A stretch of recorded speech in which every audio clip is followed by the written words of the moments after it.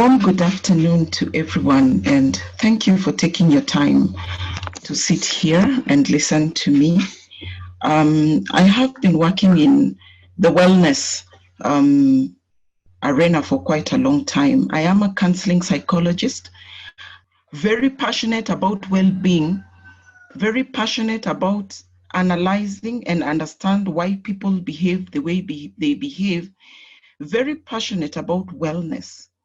Because one of the things that you realize is that throughout our lifespan, wellness is a key component of our health. And wellness, we will come to realize that different researchers have done different kind of works. And I'm going to stay more with the 8 dimensions of wellness. Why am I picking the 8 dimensions of wellness? Remember, as human beings, we are holistic.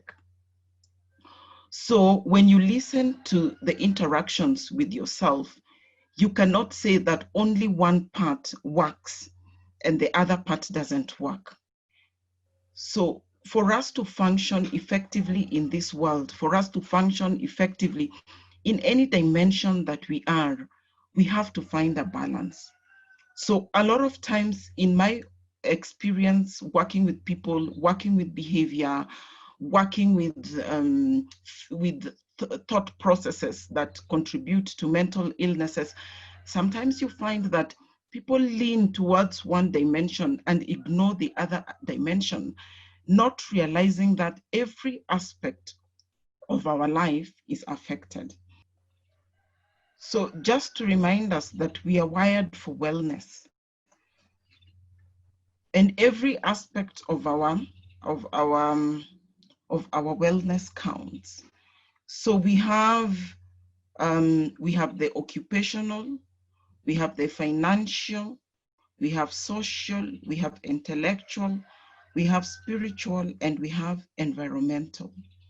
So what am I going to be doing? What are the aims of the sessions? I want us to understand the 8 dimensions of wellness and how they affect our well-being positively or negatively. Because you see, there are 2 different trajectories that we take, either the positive dimension or the negative dimension. So let's develop an understanding of the challenges that we face in our wellness during diverse periods of time. And then the question that we are asking ourselves, now that we have understood our wellness, how do I navigate to the resources so that I am able to perform at my optimum dimension? So when we look at wellness, allow me to begin with emotional wellness. So emotional wellness, this is the emotional quality of individual experiences. So every day in life, we go through diverse experiences and in different contexts. So if you listen to yourself, you live in different environments. So if you look at the ecosystem in which you live in, there's you, there's the family, then there's school, then there's the outer, which maybe is the society, university, society, and the nation at large. Now, across those dimensions, we relate with people. Remember, at the end of the day, we are not social, we are social beings. And therefore, as we relate with people in the different dimensions, the question we ask ourselves is, how is the emotional quality? How do people experience me in the different dimensions that I work? So if I go back home, let me go back home. Home would mean my parents' home. Home would mean the home that I have created, my nuclear family. So what is the quality of emotions that I exhibit, and how do people experience me in this diverse continuums? Now, emotional health therefore requires that we are able to handle life stresses and adapt to change and the different times. So for example, if at home, what would be the stressor? So for example, there's a financial stressor, there's a what? Let's stay with financial stressor. So my mom is stressing me, my parents are stressing me, there's not enough money in the home, we have to live in the same space. you see, one of the things we have to start learning is to start living realistically. So we hope that the situation might change, but currently we are interacting uniquely with the organisms in our environment. So if there's a financial stressor, for me to achieve optimum wellness, what are some of the things that I need to do to get that? Now, one of the things that also is very important to realize is that as human beings, we struggle with adapting to change. So the harder we struggle with change, the more our emotional wellness is affected. Now, you realize that with the COVID outbreak, our emotional well-being has been lowered by 74%. So people are suffering. Now, what is it that COVID has brought that has lowered our emotional well-being? Everything in the landscape, from the pandemic. Remember when they mentioned the pandemic, it means run for your life, stay safe. That is the meaning of a pandemic. A pandemic touches every demography. So it moves across the whole world, actually. So with that comes many different challenges that we are facing, and every challenge is unique to everyone. So note that even in terms of our response, emotional wellness is very individual. So the ability to cope effectively with life and satisfying relationships around us will also determine our emotional wellness. And that is why sometimes you meet people are angry, people are behaving in a manner that is not sustaining their emotional wellness because they are not adapting well to change. Now, when we don't adapt well to change, that is where we start having psychological challenges, because a lot of times we want to stay with reality. We want to stay with ideal. Ideal does not exist. For example, our ideal life before COVID has drastically changed. It also means we have to find satisfying relationships in the circumstances that we are in. Now, working through life's challenges also requires that we build resiliency. Remember, resiliency has two components. One of the components of resiliency is there's adversity, there's the issues of challenges. However, the other component of resiliency is positive adjustment. So if we look at ourselves, what are our stresses during this time that is stopping us from being well emotionally? What is it that is stopping me from adjusting successfully to the challenges? Because then that is where you see people are committing suicide, fathers are sleeping with their children because their emotional wellness is not taken care of. There's a lot of thuggery, people are doing bad things, and it's because of their emotions. They are not able to handle the life stresses, which equals to not able to adapt to the changes, which equals to we can see behaviors.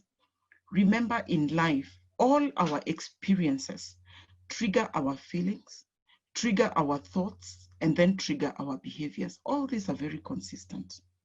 Now, emotional wellness would require that we are confident and in control of our behaviors, and we are able to handle life challenges.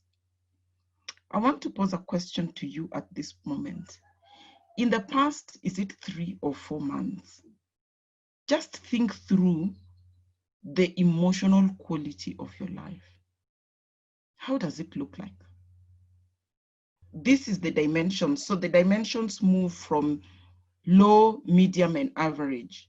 So if you look at the continuum of emotional and mental health, where do you fall in the 3 brackets?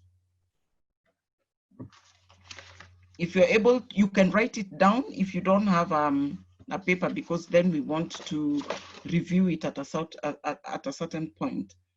So maybe also at this point, you're thinking about the emotional episodes that you've had in the past week. And the emotional episodes, 1, around work, that is if you're working, 2, around your own personal life and relationships, and then 3, you can choose any that you feel would be important for you, so that as we are looking at emotional health.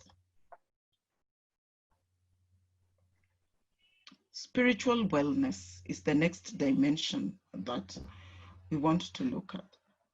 Remember, spiritual wellness is about our systems of faith, beliefs, values, the ethics and the principles of morals that are inconsistent with our belief systems. So remember, we have different faiths, and it's okay for everybody to have their faith.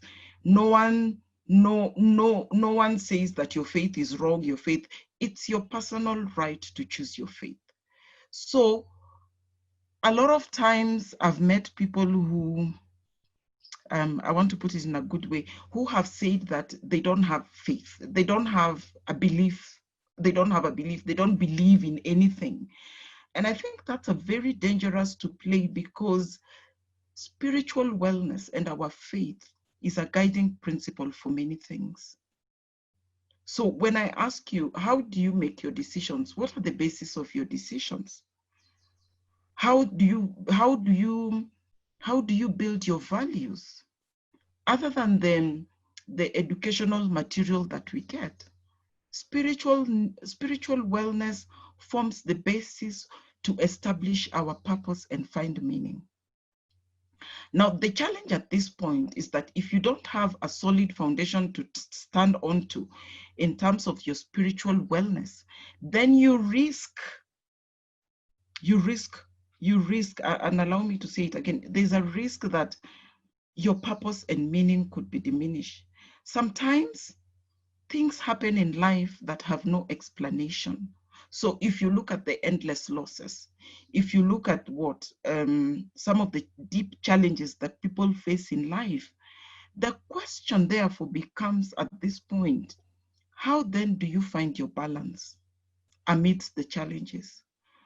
And I want to share of the family of a young man that I knew in our neighborhood, and their son was shot dead in their home.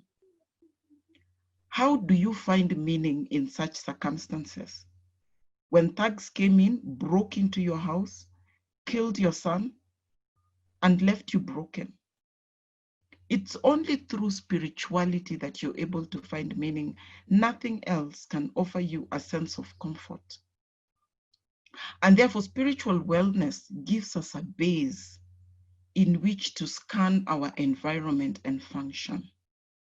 Now, spiritual wellness, depending on which perspective you're looking at or where you're coming from, it includes activities. Some look at it when I volunteer, some look at it as in prayer, some look at it as spending time. Remember, all these activities give meaning. Because even at this point, when I ask you, what is the purpose and meaning on your life, and where is it grounded and anchored? If it is not anchored in a solid foundation, then you risk falling through a false bottom. Now, people who are spiritually grounded, and I'm not talking about people who say that I am a Christian or I follow this faith, and yet when you look at their values, when you look at their ethics, it totally conflicts. I'm not talking about those people. I'm talking about people who are spiritually grounded. They have clear values. They have a sense of confidence, and therefore they are not shaken by the events that happen. So the pandemic has come. How do you find meaning in the pandemic? Through your spirituality. And a lot of times they have a feeling of inner peace, because at the end of the day, come what may, I'm standing on a particular foundation that has a clear meaning for me, that gives me room to explain what is happening within my dimensions, but also find peace. So if I was to ask many of us, why then do we say we are spiritual and yet we struggle with issues of inner peace? Spirituality should offer you that solution, depending on where you're coming from. So when we look at intellectual wellness, so also I want you on the sheet or in the parameters, mark your spiritual wellness, put a meter somewhere where you feel you range in terms of your spiritual wellness. Let's look at intellectual wellness. Most people in our context, the intellectual capacities is usually endowed more. So for example, from the first time we started going to school, you find that these people who become number one, these people who become top performers, we normally look at them from the intellectual perspective. Now, those ones who, maybe if you're in a class of 40 and you're always pulling the cow's tail, that's how we are told in class, which is a very wrong way to look at it. You're viewed as not an intellectual. So again, if you sit in the table of, if you sit with the dons and the professor, one of the first things they would want to ask you, what is your intellectual level? So what papers have you written? So in life, a lot of times we are measured in terms of our intellectual wellness, which is unfortunate. But intellectual wellness is about recognize one's creative abilities and finding ways to expand knowledge and skills. So I don't have to be an intellectual per se in books. I can have different dimensions in which to expand my knowledge. I may not be the best, the mathematician in class, but I also could be the best what? The best person who can do a Juakali thing and come out successful. So it's about expanding knowledge and skills. And here, at the moment when we look at the COVID, there's a lot of jobs that have been cut. How are you using your intellectual wellness, your creative abilities to expand knowledge and skills and still not wait for a white collar job? Because there's a lot of outcry. People are looking for jobs. And the reality is that a time is coming when the jobs will be less and less. So what do you do with your intellect? We have to find creative ways of expanding them. And in this way, we recognize our unique creativity. Remember, we are different. You are different. I am different. Can we seek out and use our knowledge and skills? One of the biggest things that we lack in our country, allow me to say, or even if you move around, is lack of creativity. The youth now between the ages, allow me to just use between the ages of 20, maybe even 25 to 30, most of them are waiting for a job to come by. And sometimes the job might not come by, maybe as soon as you want it. I'm also seeing a lot of depressed people because they're not able to get jobs. The question is, how can you use your intellect to be creative and still be able to live life to the fullest? The interesting thing is that when you foster your intellectual wellness, you participate in activities that cultivate your mental growth. So it's about the thinking. Mental growth is about the thinking process. And research has also said that the more you don't utilize your mental capacities, they retard. And that is where Alzheimer's things come in. So you have to continually forgetfulness. And you see this a lot of times as people age, they start forgetting because they're not expanding their intellectual capacities. And in our context, when you reach 60s, let me just 60s, 65, you're already written off as if there's nothing you can do. We still have an opportunity to use our intellectual wellness during this moment of COVID. Maybe the other thing now, rate your intellectual wellness in terms of COVID. How is your intellectual wellness? How are you expanding yourself? How are you using your knowledge and skills? How creative are you? Or you're just sitting and waiting for a job. But even if you have a job, how are you being creative in that job? So that you don't reach somewhere where now you start retarding. You reach somewhere whereby you cannot be creative anymore. Remember, the world to come, only the creative people are going to survive because many things are going to change. Physical wellness is another very important dimension. My worry as a psychologist at the moment is that I'm meeting people who, because we are being at home, we eat more. We are eating and eating. We are piling all the fat in the wrong places, or we are our index. We are called obese because we are not taking care of our physical wellness. Physical fitness, therefore, is a state of health and well-being to perform aspects of sports, occupation, and daily activities. Remember that when you're physically well, your intellect is also well. It promotes proper care of our bodies to facilitate healthy functioning. So when we are physically unwell, it means therefore that our bodies will also start struggling. So our performance starts faltering. Maybe that is where image starts coming in. And you know that when we have image issues, we also now start looking at issues of self-esteem, because our image is very important. The pot belly vis-a-vis the slim ones. If you look at all the celebrities that all people aspire to look like, it's because of their physical wellness. They look well, they look fit, they look good. It is important for us to remember that wellness, our physical wellness, contributes also to our holistic wellness. So physical wellness could also include issues of nutrition. So when we are talking about nutrition here, we are talking about a balanced diet. We are talking about eating, remember the balanced diet, protein, starch, vitamins, carbohydrates, all those three categories. And we are hydrating well, because our bodies need to hydrate well. Remember also, when we don't hydrate, the organs in our body start having issues. And that is why you will start seeing people having maybe liver problems, kidney problems, because they don't hydrate. Sometimes also when you don't hydrate well, we have urinary tract infections. So physical wellness correlates very well with our health. And the more we are requested to take care of our health, the more we are responsible for it. Now, what is the requirement? We are told to exercise at least once a week. Is it sometimes, depending on the doctor? Some says 3 times a week. Some say every week so that your heartbeat maintains a 30-minute beat over a period of half an hour.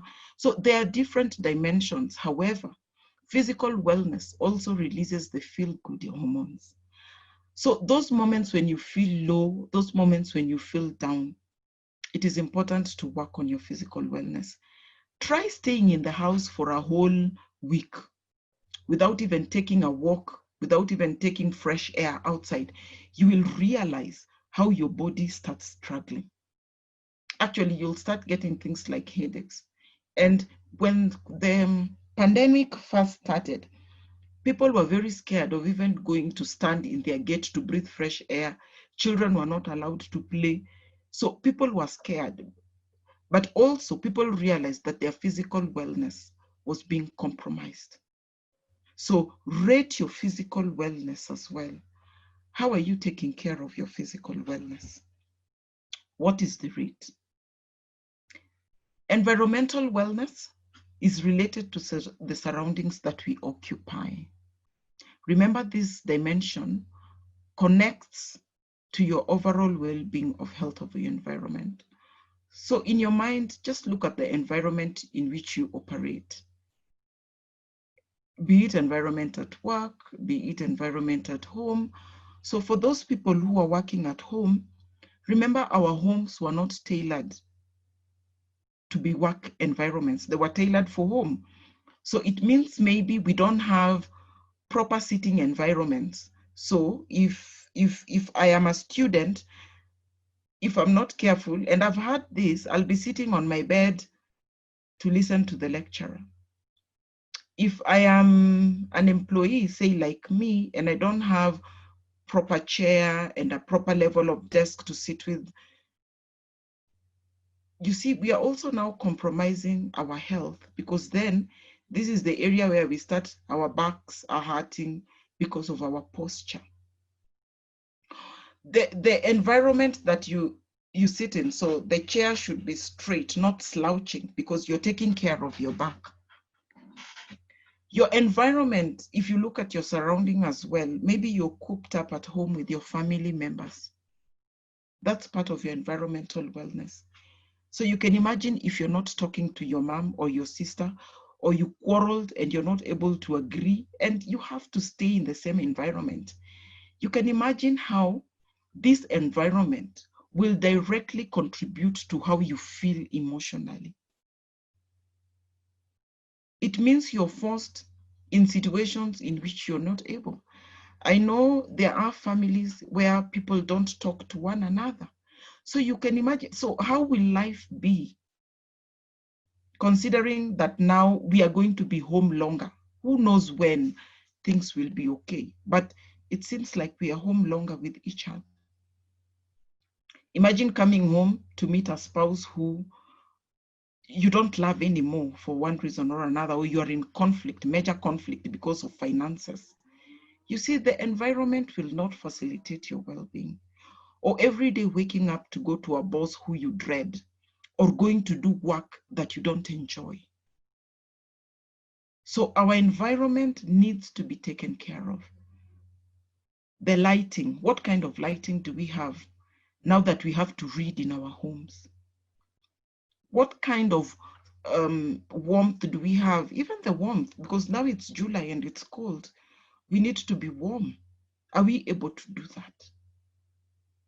It can be hard to feel good if you're surrounded by clutter or disorganization, or you feel unsafe.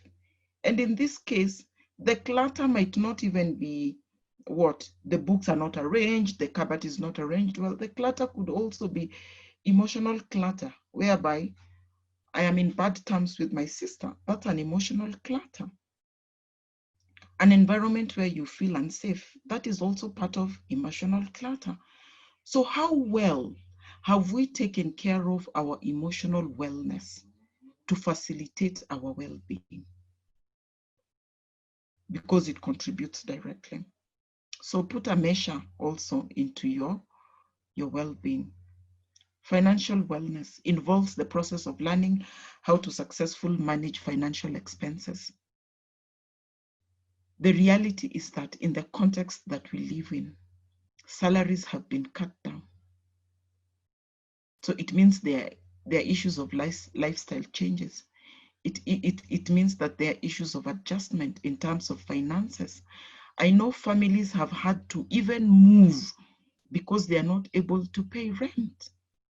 But financial wellness means if I'm getting 10 bob, can I budget on the 10 bob?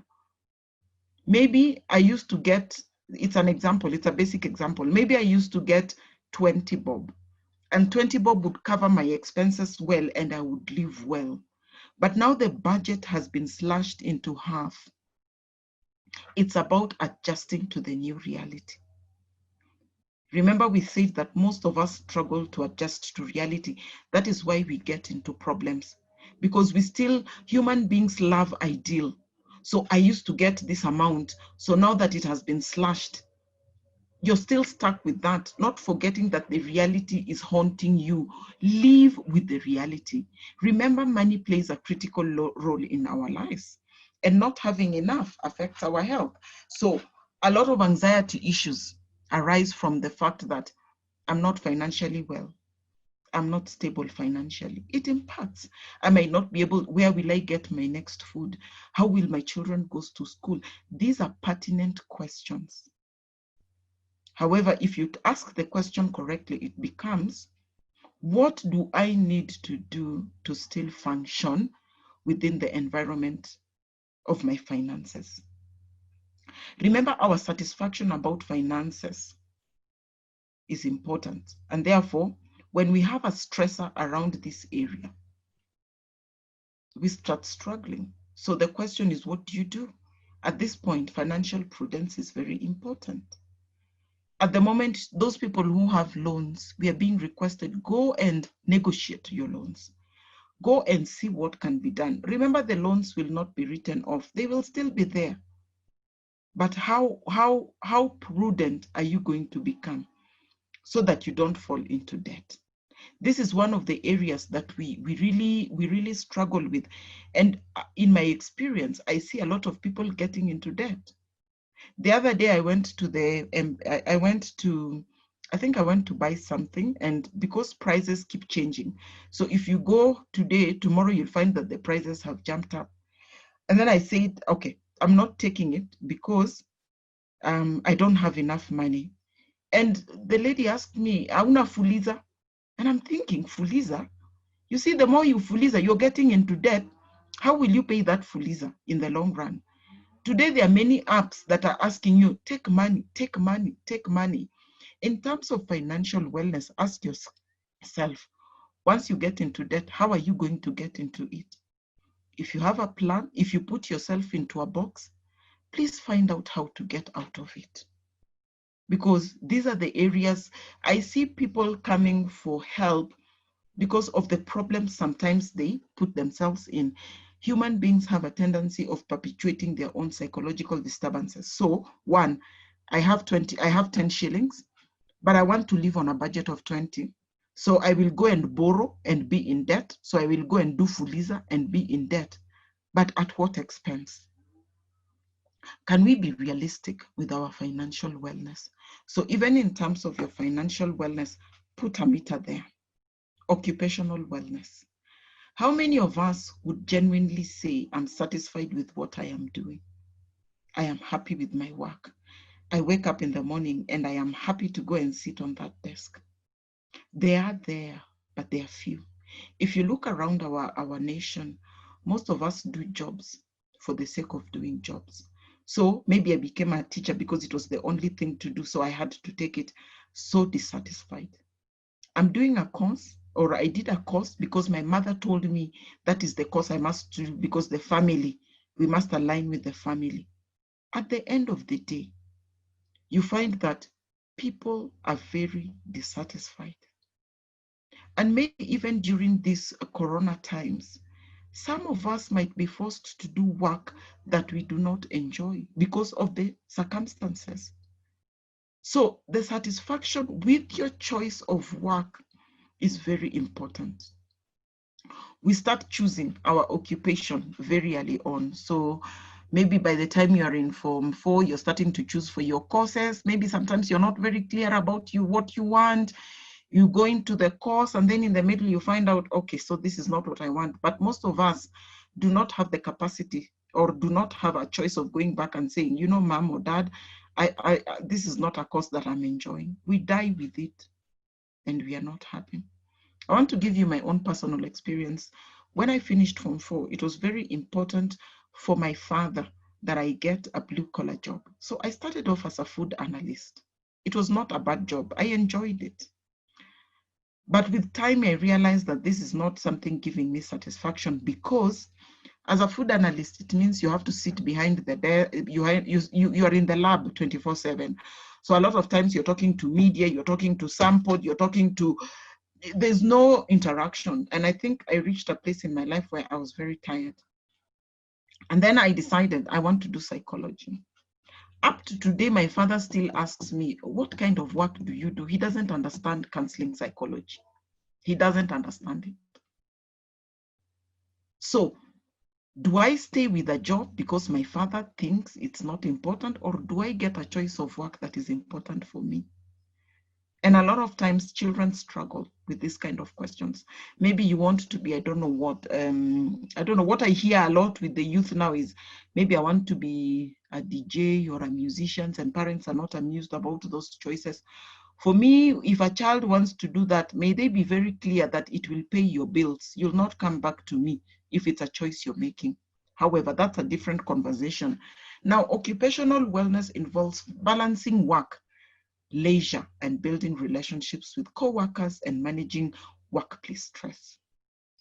So you can imagine if you're doing work that you don't enjoy, it becomes very difficult to relate well with your relationships and also to manage the stressors because everything about that job is already stressing you. Now, the goal here is to find work that is meaningful and financially rewarding. It might not always be the case in our context. The work might be meaningful, but it might not be financially rewarding. And therefore, you have to choose between financial rewards and meaningful work. I know most people choose the financial rewards. At the end of the day, they always come to my office because of burnout. ideally, it would be good to find work that you enjoy. And I enjoy what I do. I wake up every morning and I'm thinking, wow. Remember, my work is about showing up emotionally for people. I have to show up. I love it. It fits with my values. It fits with my interests and skills. And maybe that is the question I'm throwing back to you. Does your work fit your values? Does it fit your interests? Does it fit your skills? And if they do that, then you're able to maintain occupational wellness. So remember also, in the places that we work, the office culture will determine how well you're supported. So if you have an office culture where people are fearful, there's no autonomy, it becomes very difficult to work. So remember, our identity also falls around our occupation. That is why a lot of times when you meet each other, a lot of times the questions that we ask is, what are you doing? Where do you work? So there are certain works that raise our self-esteem. So for me, in the arenas, it would be very difficult most of the times. What I've seen is that if I say I am a housewife, then people look at me differently and wonder, what's wrong with you? But remember, the wellness that we get is very individual. Does it meet your values? Does it meet your interests? Does it meet your skill sets? So also mark in terms of occupational wellness where you fall. So we have social wellness. It's a sense of connectedness. I love social wellness. Remember, our sense of connectedness and belonging begins from childhood, from our families. That is where we learn how to connect. And that is where we belong. Creating and maintaining a healthy support network. When rubber hits the road, people will come to your rescue, but at the end of the day, we want to ask you, where is your home? Who are your people? Where is your family? We want to take you back there. When things are thick, it is only in the support networks that you can find support. But some of us have broken our healthy support networks. And note the word that the support networks must be healthy. So I want you to just think from the top of your head. So if you're married in this forum, if you lost your job, would you come back to your wife and say, you know, I don't have a job? Would you be confident to come home and say, you know what, honey, this is what is happening to me? Will you find comfort, or will you be chased out because you never built a social network?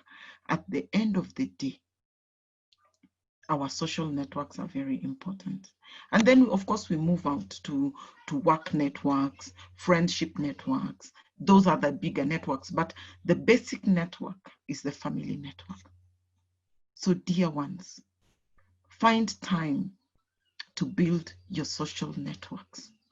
Now, the other social network that I find interesting is it might involve asking an acquaintance for lunch. So let's go for lunch. In our context, our social wellness is normally boundaries are crossed, because there also have to be boundaries in social networks. So if you're going to be taking your friend for lunch, or let's say a man, you work in the same office, so you do so many things together. So maybe you go for lunch together. How do you then start having relationships with one another? There have to be boundaries around these relationships. There have to be healthy boundaries around these relationships. Our social settings need a lot of hygiene cleaning so that people start valuing who they are and knowing who they're bringing into the context. So for example, as Florence, in a social context, I'm still a married woman. So my alignment needs to align with me as a married woman. So even if I'm going to join a club or an organization, I am not going there to meet men. I'm going there to socialize and build something positively. So we need to also start learning to build healthy boundaries, which is quite a big challenge. Now, communication skill is a big dynamics in our context. How do we communicate? Because communication and social aspects go together. So I want us to evaluate the wellness wheel, and I want us to engage in conversations. So if you had done the exercise, I know it's not very clear, but maybe you can see a little bit. So if your wheel looks like it's a bicycle with a puncture, so it's not balanced, you're surviving, you're just living, your emotional health is saying that you're surviving. But if you have a wheel that is kind of almost like a bicycle wheel that is full, that is able to rotate, then you're thriving. Where are you in terms of your emotional wellness? Allow me to use this because when I put it on PowerPoint screen, I'll not be able to move the cursor, but I want you to see. So for example, when you honestly, remember this is an honest assessment. I always say psychological wellness, you cannot lie to yourself because you'll start leaking, we'll start seeing things. Just be honest with yourself. So if I'm looking at my emotional wellness, is it at this level? Is it at this level? So I said low, average, high, or medium, low, medium, or the other one could also be having numbers of 1, 2, 3, 4, up to 10. So depending on where you see yourself in that continuum. So if it is here, you mark, then you go to intellectual, you mark, and then you join the dots. That's how you get your wellness. You keep joining the dots just to see. That is how they get to see their wellness. So we are looking at wellness and the challenging times.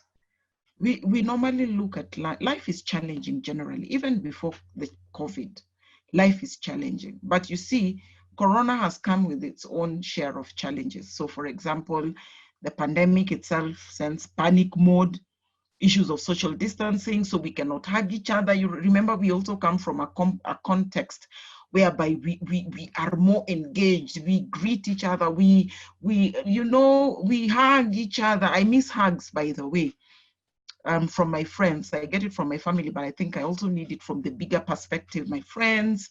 So that has also, we cannot go and see, I can't see my parents. My parents are in the village, they are also old, so I'm also struggling with the issue of COVID in terms of their health. There's the quarantine, we can't cross over. So we also have timelines. There's the lockdown, you can't be, previously it was you can't be out before 7. So challenging times are there. That's the reality. And you can see how the challenging times directly connect. Challenging times directly connect to our wellness. So all these are challenging. In challenging times, the question is, how do we navigate through to resources, to your resources? And I'm looking at you as a resource.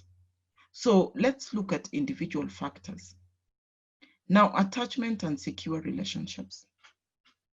Attachment and how we relate with people is about finding close relationships that give us a secure base for relating with others. Remember, we learn how to attach in childhood. Allow me to bring in this slide. So when we look at this secure attachment, remember there are 4 types. There's the secure type, there's the ambivalent, there's the avoidant, and there's disordered attachment. So when we look at the secure people begins in childhood. So they had caregivers who are very responsive to their needs. And you can see that in this picture, it's about when a young child, maybe let's say a 2-year-old or a 3-year-old child, 2, 3, yes, is left in a room, when they're with the mother in a room, they sit in next to the mother's feet because they feel secure, they feel confident. And occasionally they move across the room and come back, even if there are other people, because they feel secure that their mom is there to protect them. Now, if the mom leaves the room and leaves them with strangers, or if they are left alone, they will cry, but they will settle themselves and explore the environment. And when the mother comes back, you can see that the child again runs to the mother to find comfort. You can see a sense of security in that child. I love this kind of attachment because these people, remember, attachment is lifelong. These are the kind of people who, even when hit with the worst kind of circumstance, they bounce back because they're secure. They know that they can scan the environment and find something meaningful because that was instilled in them. Now, so there are people, as adults, there are people who will be like that. They're secure. So life has hit you. They move. They find ways of adjusting and moving on. Then we have the adults who still operate like children like this. They are avoidant. So even when life hits them, because they were not given the opportunity, they were not, the caregiver was not very, sorry about that, the caregiver was not very attuned to their needs. You find that they avoid the parents. Even children avoid the parents. They know how you treat them. So they didn't have a sense of security. They didn't have a safe base within which to explore their environment. Now, these are the kind of group of people, even as adults, when they are met with difficult situations, they behave this way. They avoid, so they're hurting in their office, they're not able to talk about it, they're always crying. They avoid things, and therefore they suffer a lot. These are people who are they have a lot of, what is it called, anxiety. They're very anxious. They have low self-esteem. They're not able to confront things like these people here in the secure attachment. And then we have ambivalence. They don't care. Come rain, come sunshine. But so they don't care, but they are also wary. They're very wary. So you can imagine during this time, if you're wary. So for example, if you need to, as an adult today, if you need to take your certificate somewhere, unaogopa tu kila saa, you're always waiting for your hand to be held. That's a very bad place to be. You need to be here, secure. I've lost my job. Yes, it's a difficult thing, but I know I'm hopeful because my spirituality gives me meaning. There is hope for tomorrow, and I can find something to do. And then there's the disordered. And also this affects in relationships, by the way. You have a boyfriend or a spouse who is very avoidant, so they don't emotionally attach. They bring issues into the relationship. There are those who are ambivalent. They are not willing to connect with you at that emotional connection level. So the relationship is never working. Those who are confused about, are they in a relationship or not? So that is the way we also view the world. So you need to move to the secure attachment, because COVID or no COVID, you will survive. Because you're working on your emotional dimensions. You're secure as an individual. You can explore the world. You allow yourself to give. You have positive emotions. These are the people to have in your team. These are the ones, these are the people who cut you down. These are the people who will backbite. These are the people who, there are many dynamics there. So for people who are secure, they have low anxiety and they avoid. The people who are dismissing, they have low anxiety, but they avoid quite a bit. The people who are fearful, avoidant style have high anxiety. So you can see how depression also starts setting in. These are issues. You're always distressed. Any situation that comes your way, you're distressed. You avoid situations so you don't confront. These are high anxiety, low avoidance. Worst place to be here. So the question is, where do you fall as an individual? Are you a resource? Remember, this is a fundamental adaptive system that is developed from childhood. However, when you know where you fall, secure people are autonomous, avoidant people are dismissing, anxious people are preoccupied with themselves, so they never get anything done. Disorganized people are unresolved in their issues, so they're always bringing issues. Remember, you also have your intelligence, ingenuity, and problem solving. So how do you face the world using the intelligence that you have? How are you helping the world solve the problems? Remember, the skills of problem solving include what? Dependability, decision making. You're part of a team that flourishes. Remember also, you have to be flexible. This corona has taught us that we cannot be rigid in any way. So if you're rigid, you're setting up yourself for a lot of trouble. So is your intelligence working for you? Remember, this is your resource. This is the resource that will spur you to the next level. Self-regulation. You see, the ability to manage disruptive impulses. How are we regulating ourselves during this time of COVID? What is it that we are doing or not doing that is helpful for the process? A lot of us find it very easy to emotionally regulate ourselves with substances, alcohol, bad behaviors like addictive behaviors like sex. How do you regulate yourself? How are you controlling your behaviors, emotions, and thoughts in these difficult circumstances? Remember, if you're not able to self-regulate, then you lose the aspect of positive outlook. Look for a book called Viktor Frankl, Man's Search for Meaning. This is a guy who was put in the Holocaust and he survived and he thrived. He was in the Holocaust. If you have read about the Holocaust, then you understand what I'm talking about. He survived and he came out and he wrote this book. In this book, he describes verbatim account of all the horrors that went into the Holocaust. But what is it that made him survive? This component, self-regulation. It is a great resource for us. Mastery, motivation, and agency. Have you mastered your skill in a manner that is challenging you? You know, most of us love status quo. We reach a place where we are satisfied. Coronavirus has taught us that the dynamics around coronavirus has taught us that it's not just enough to have a skill. You have to move beyond that skill for it to work for you. What is motivating you? So most of the time you'll hear, I'm bored, I can't do anything. Oh yeah, motivation. If you don't have motivation, you're among the people who will be thrown out of the way. Ask yourself, why did the dinosaurs become extinct? They didn't evolve. What capacity do you have for agency, free choice in the midst of your challenges? What capacity are you developing? We have faith, hope, and meaning. What is the meaning of your life?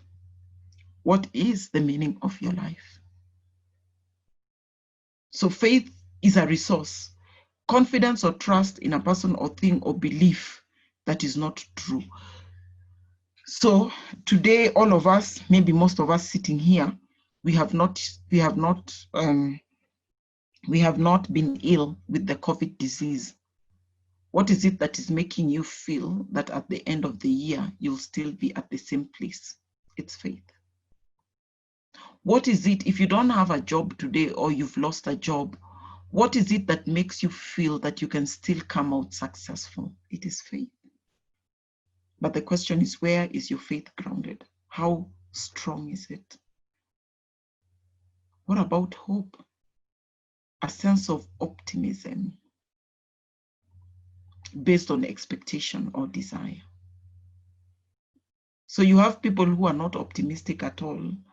I wouldn't like people who are not optimistic in my team, because they just pull down the mood of the team. They drive the team down. You want to work with optimistic people, people who can see tomorrow and know and hope and have faith that it will come to pass. The meaning of life, or the answer to this question, pertains to the significance of existential living in general. What's the meaning of your life? Why are you on this earth? So when things happen to you, the question is not, why is it happening to me? The question is, why not you? Why should it be someone else and not you? But if you have a secure sense of attachment, it means therefore that you're able to find meaning and fulfillment in your life. The other aspect that I find very interesting is that there are many theories that have come up, the multiple intelligences. So I don't have only to be intelligent in bookwork to be able to survive.